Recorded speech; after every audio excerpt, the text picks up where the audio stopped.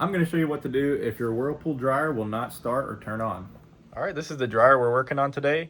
It has the lint trap on the top and it's made by Whirlpool. So if you have a similar dryer that has the lint trap in this location, it'll be the same exact style dryer. If it says Whirlpool, Maytag, Roper, Amana, and then there's some various other brands, Estate, they're all going to be very similar to this dryer. So this is a very common dryer made by the parent company of Whirlpool. So today we're going to diagnose and repair a dryer. When it's plugged in and you're pressing the start button, it just simply won't turn on. So let me show you what to check. The first thing we're going to do is unplug the machine if it's plugged in. Then we're going to come around to the back of the dryer and we're going to remove this back panel. We got 3 screws going down each side, and then we have a few more screws around here, and I'm going to show you how to do that first. And what we're going to be using in this video is a multimeter. I'll link one in the description down below if you need one. There's a really good price one on Amazon. A DeWalt drill, I'll link one of those below if you don't have a drill, or you could potentially use a screwdriver. And then a 1/4 inch bit. This is a very good bit to use. It has 1/4 inch on one side, and then you can pull this off and flip it, and that's the 5/16 on the other. And that's the most 2 common bits on these style machines. So I will have all of these linked down below if you need any of these tools. All right, so we're gonna remove these first. There's one screw here.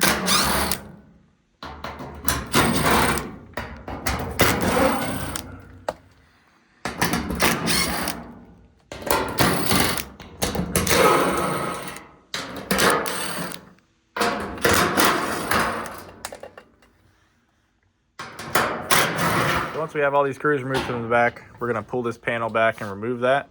Be careful, it is sharp around the edges.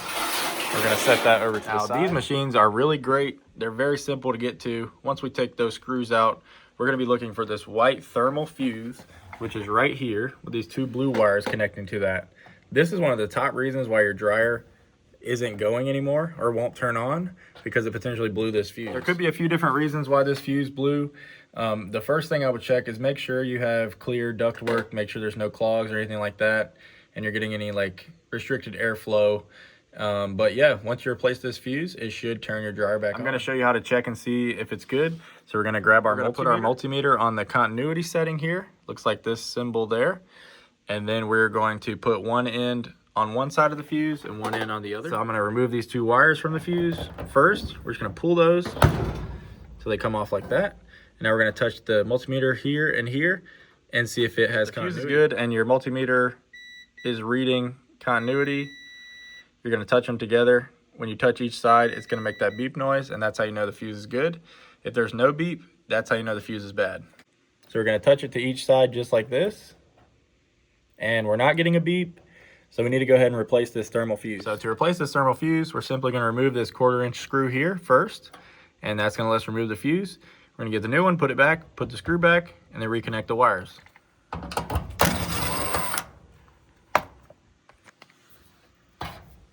There's our old fuse. And here's our new fuse. We're going to test it for continuity before we put it on the machine, make sure it's good. All right, we're going to touch this fuse on both sides and make sure it's good. That fuse is reading good.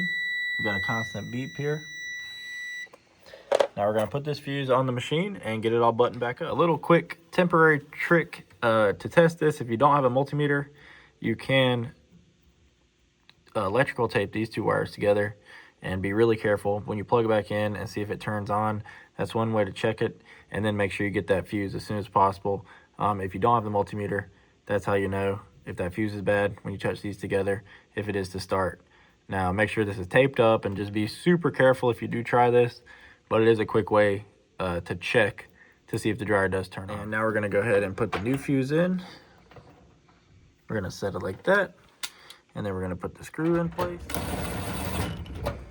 and then we're going to reconnect the 2 blue wires just like that.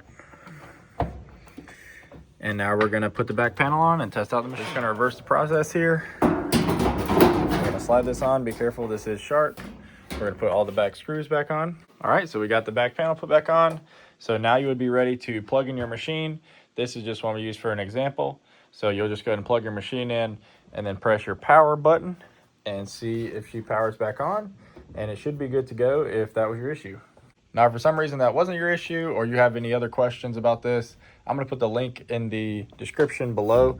It's also going to have 5 total reasons why the dryer won't power on. So if you want to check that video out, I do have a few more things you can check on your dryer. Thank you guys for watching. If you have any questions concerning a dryer or another appliance, just leave the question down in the comments below. I'll do my best to respond. And then, like I said, we do have that additional video. If this didn't fix your dryer and you want to check a few more things, that'll be in the description as well as the tools and parts used to do this repair. So check it out, and you guys have a good one.